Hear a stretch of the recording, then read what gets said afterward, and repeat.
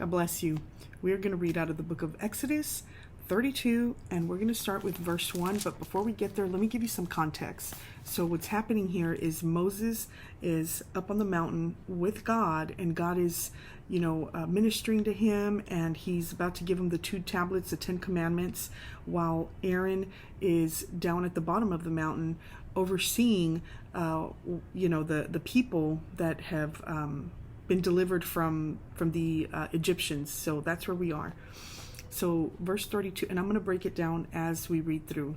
So verse 32 says, when the people saw that Moses delayed to come down from the mountain, they gathered together to Aaron, and they said to him, "Up, make us gods to go before us. As for Moses, the man who brought us up out of the land of Egypt, we do not know what has become of him." Isn't that interesting? They said, "Come on, let's all get together.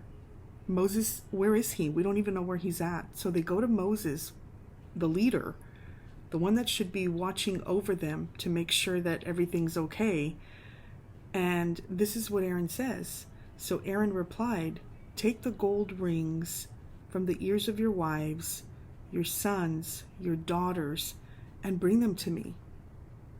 So here, now we have these people that have been bound for years. They're free from the Egyptians, and they're on their way to the promised land. And they get tired of waiting. They want to get ahead of God. He's taking too long. Let's figure things out on our own. I can't wait anymore. So they begin to give of themselves. They begin to give what is valuable. Are you getting this? They give what is valuable to them. The gold.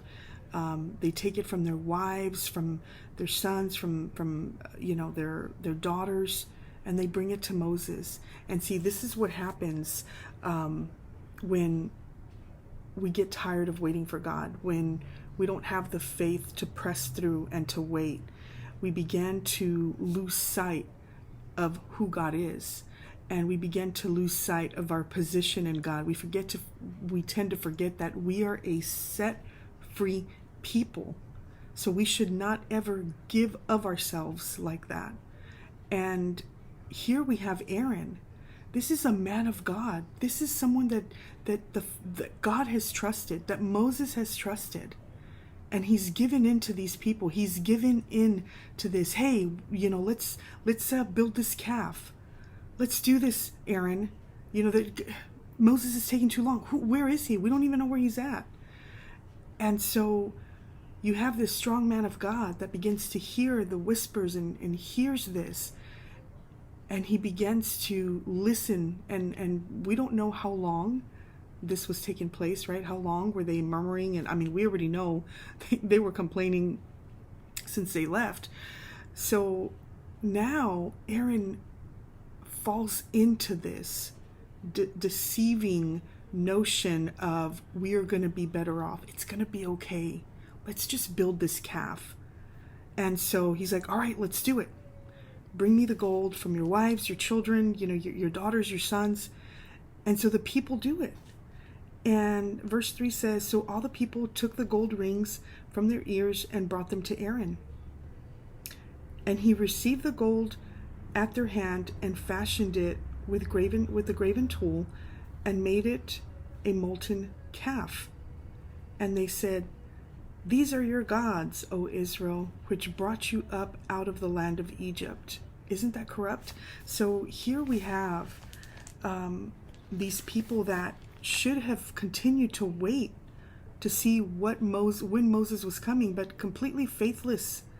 They're tired of waiting, and that's the thing.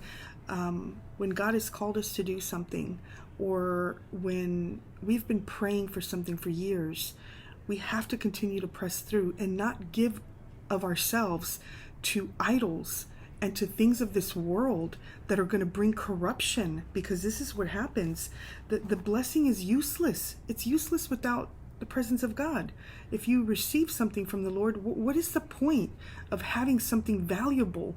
What is the point of having freedom if you're going to end up corrupting it?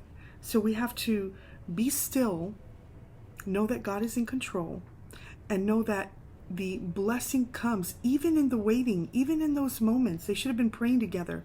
Instead, they bought into their flesh of being tired of waiting. So they go and they corrupt themselves by building this calf that they end up worshiping. And so this is where I'm going to stop. I think this is a lot, and I think I only have 10 minutes. I can't wait till I'm able to go live, guys, because, I do Bible studies, and they're very in-depth. We get into the Hebrew, the Greek, and all that, but I just don't have the time. So the takeaway from this is the blessing will come. Just wait. Don't get ahead of God, because if you get ahead of God and you try to do things on your own, what you're saying is that God is not big enough to answer your prayer. So be patient in the Lord. Don't listen to the direction or the counsel of people that are trying to lead you in the wrong direction. Aaron was a mighty man of God, and he fell by listening to the people that he was supposed to be leading. God trusted him with them, and he fell into that. So he not only corrupted the people, himself too, his dignity, his integrity. Where was it? And so let's remain in prayer, remain in the Word, so that we can be strengthened, and so we can learn how to wait, even in those times where we don't hear the Lord. Even in those times where you're praying and you're not hearing, just wait upon the Lord, because the blessing is so much sweeter when you finally see that the Lord has been there all along, and that there is deliverance at hand. They were already a free people, just like you and I. We're already a free people. We too are on our way to the promised land. So let's not get ahead of God. Let's not take things into our own hands and try to do it all on our own. Let's wait upon the Lord. God bless you. I'm going to continue this, but this is where I'm going to stop for now. We'll see you next time.